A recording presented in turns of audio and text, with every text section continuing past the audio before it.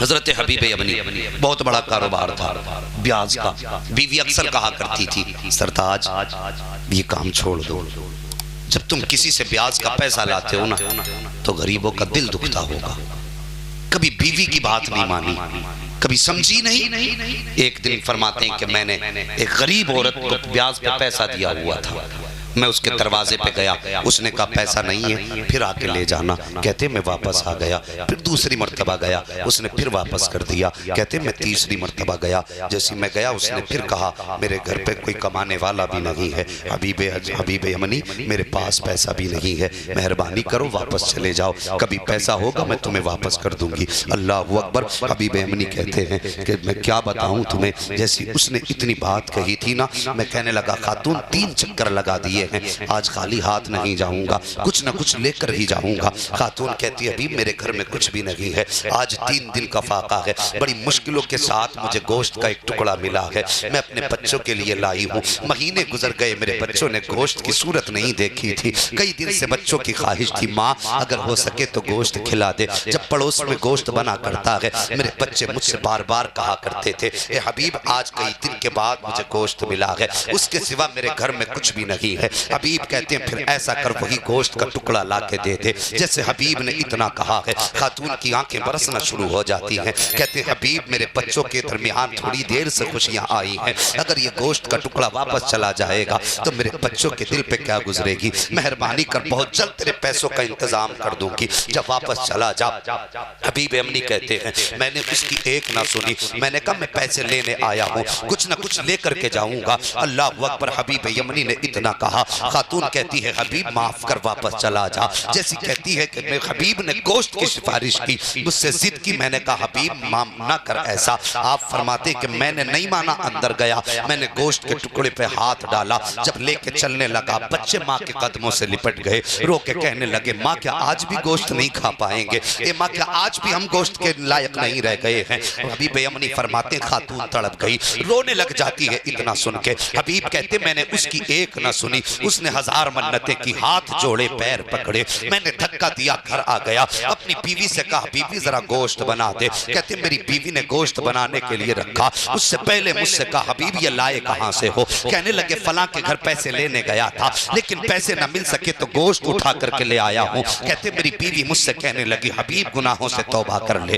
ورنہ اللہ کی لاٹھی میں آواز نہیں ہوا کرتی ہے. فرماتے میں نے بیوی کو ڈانٹا اور کہا جلدی کر گوشت بنا, زیادہ مجھے سمجھانے کی ضرورت نہیں ہے. فرماتے اس کے بعد میں تو نہانے کے لیے چلا گیا, میری بیوی نے گوشت بننے کے لیے چولہے پہ رکھا ہے. فرماتے میں نہا کے واپس آیا, میری بیوی آئی, آنے کے بعد چولہے پر جو گوشت بن رہا تھا جس ہانڈی میں اس کا برتن ہٹا کر کے دیکھا تو کیا دیکھتی ہے, جس کے اندر نمک مرچ ڈالا گیا تھا, پانی ڈالا گیا تھا, اب وہ پانی نہ تھا بلکہ سب کا سب خون بن چکا تھا, سارا کا سارا خون بن چکا تھا. عورت کی چیخ نکل جاتی ہے, رو کے کہتی حبیب میں نے تجھ سے کہا تھا اللہ کا عذاب آتا ہے تو آواز نہیں ہوا کرتی ہے, یہ دیکھ آج اللہ کا عذاب اتر چکا ہے. میں نے کہا خاتون کیا ہوا, میری بیوی نے کہا دیکھ ہانڈی میں گوشت کی بجائے خون ابل رہا ہے. فرماتے میں نے دیکھا میرا کلیجہ دھڑکنے لگ گیا, میں سوچنے لگا یا اللہ اب میں کیسے بخشا جاؤں گا, میں نے بڑے غریبوں کے دل دکھائے ہیں, میں نے بڑے لوگوں کو تکلیف دی ہے. فرماتے بس میں توبہ کی دھن میں نکل چکا,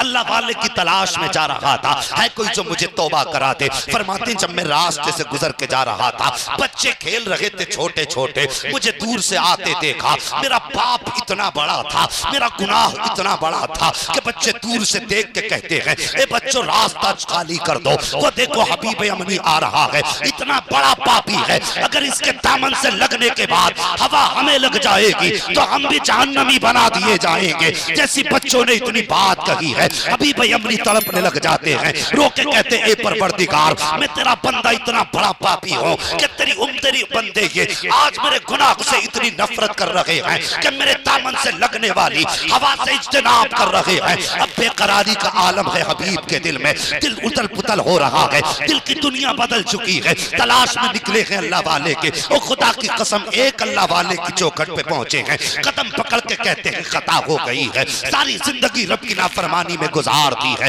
ساری زندگی پیاز لیتا رہا ہوں, لوگوں کو ستاتا رہا ہوں, مہربانی خالی کر دیجئے، ہاتھ بڑھا کے توبہ کرا دیجئے۔ حبیب یمنی کہتے ہیں میں نے اللہ سے سچے دل سے توبہ کی ہے اور روتے روتے واپس پلٹا۔ فرماتے ہیں پھر وہی بچے ہیں، وہی راستے ہیں، اور بچوں نے مجھے آتے ہوئے دیکھا ہے تو اب بچے کہتے ہیں اے بچوں راستہ خالی کر دو، حبیب آ رہے ہیں، حبیب یمنی آ رہے ہیں۔ بچے کہتے ہیں اس لیے کیا اس وجہ سے راستہ خالی کر دیں کہ اس کے گناہ دامن سے لگنے والی ہوا ہمیں جہنمی بنا دے گی۔ ایک بچے نے کہا تھا نہیں، اب یہ حبیب یمنی بن گئے ہیں، اب ان کے دامن سے لگنے والی ہوا گناہ جہنم نہیں دے گی۔ اب ڈر یہ ہے کہیں ہمارے قدموں سے اڑنے والی خاک اگر حبیب کے دامن پہ پڑ جائے گی تو ہمیں دوزخ میں ڈال دیا جائے گا۔ اس لیے کہ حبیب جب یہاں سے گیا تھا تو سود خور بن کے گیا تھا، اب جو واپس آیا ہے تو رب کی بارگاہ کا مقرب بن کے آیا۔ کیا بابا، نعرہ تکبیر، نعرہ رسالت، نعرہ حیثیت، علماء اہل سنت، مسلک اعلیٰ حضرت، فیضان اعلیٰ حضرت، فیضان اولیاء اکرام، مفتی حماد رضا مراد آبادی۔ بابا بہت اچھے ہوتے، مہربانی کرو، حرام کمائی سے بچو، اللہ توفیق دے تو حلال کمائی تلاش کرو۔ ہم لوگوں کا مزاج ہے، ہم کہتے ہیں عبادت، تو ہماری عوام عبادت سے مراد صرف نماز سمجھتی ہے۔ ہماری قوم عبادت کا مطلب صرف نماز سمجھتی ہے۔ وہ ابھی شب برات گزری ہے جوانوں، آپ کے گاؤں کا بھی ہوگا حال یہ، میں نے تو اکثر گاؤں میں دیکھا ہے، شب برات گزری ہے، عبادت کے نام پہ لوگ تماشے کرتے ہیں، عبادت کے نام پہ تماشے۔ نوجوانوں کو دیکھا ہوگا موٹر سائیکل میں چابی لگائی، ٹنکی بھروا لیں گے پہلے، کیوں؟ آج شام کو قبرستانوں کے چکر لگا لگا، ادھر سیلف مارا، ادھر مارا، ادھر پوری رات اس قبرستان سے اس قبرستان، اس قبرستان سے اس قبرستان، نتیجہ زیرو۔ قبرستان جانے کی اجازت ہے، حکم ہے، لیکن موج مستی کا حکم نہیں ہے۔ فرمایا گیا پرانی قبر کے قریب جا کے بیٹھ جایا کرو، اس کی ٹوٹی ہوئی لکڑیوں کو دیکھا کرو، اس کے بیٹھے ہوئے ڈھانچے کو دیکھا کرو، اور قبر کو دیکھ کے یہ بھی یاد کیا کرو آج یہ اس کا مکان ہے، کل میرا مکان بنے گا۔ اس لیے حکم قبرستان میں جانے کا۔ پوری رات ایسی تماشوں میں گزارتا، پوری رات تماشوں میں گزر جاتی ہے۔ وہ یار رب کو منانے کے ڈھنگ سیکھو، رب کو راضی کرنے کے ڈھنگ سیکھو۔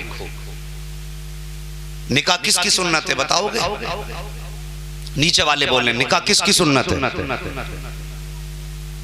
اتنی ڈر کے بتا رہے ہو یار، اتنا بڑا کام ہے کہ سب کو پتا ہے، کسے کسے مرنا ہے کوئی بتائے گا؟ تو جیسے موت عام ہے نا، ایسے ہی نکاح بھی مشہور ہے۔